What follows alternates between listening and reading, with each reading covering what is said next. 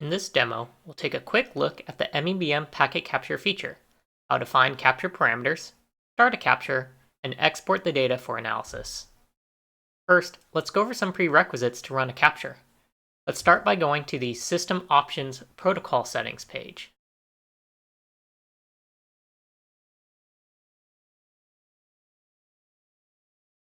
Here we need to have a valid HTTPS certificate configured to enable secure upload to the application server. Next, let's head over to our Devices page.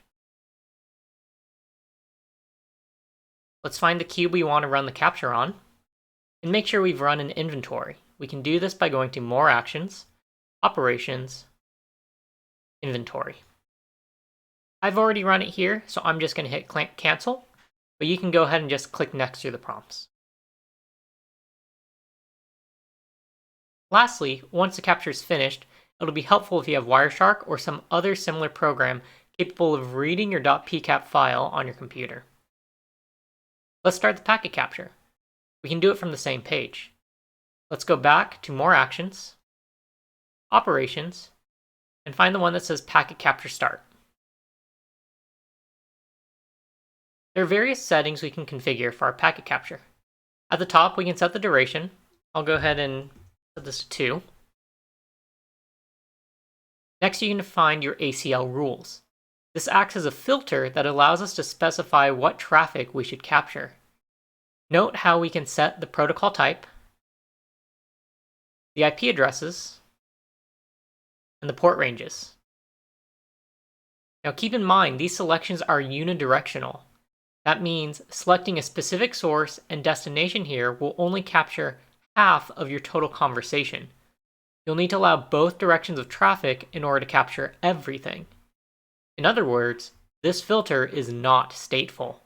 You will need explicit rules for both your ingress and egress traffic. I'll go ahead and type in a quick example here so that you can get an idea of the proper syntax that we expect.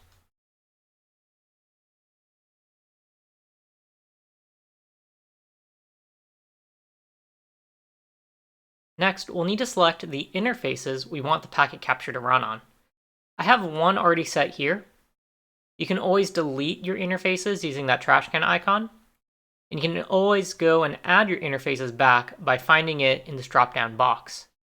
If no options are appearing for you, then it means you haven't run an inventory yet on this device. So make sure you go ahead and do that first.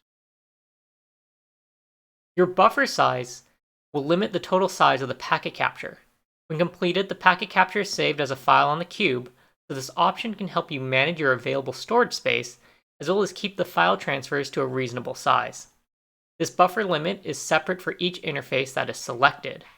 For well-targeted packet captures, this option won't be much of an issue, but on the topic of well-targeted packet captures, we will also leave this direction value as both. Now we can run the capture. I'm going to click Next. Now we'll have it run now. And we're going to see some progress messages showing that our capture has been initiated. The trace file will allow us to see the exact steps being taken, but to actually view the capture itself, you're going to need to go to your Logs Packet Capture page. It is important to note, however, that your capture is not going to appear until the capture itself has completed. It looks like mine's not quite done yet.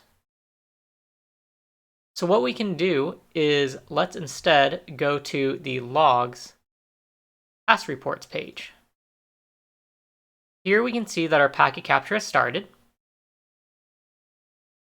And after, 2 minutes or so, if we refresh this page, we should see that packet capture end message, and that will let us know when the packet capture has finished. We'll go ahead and do a quick skip ahead, and now that we're back, we can see this new packet capture end.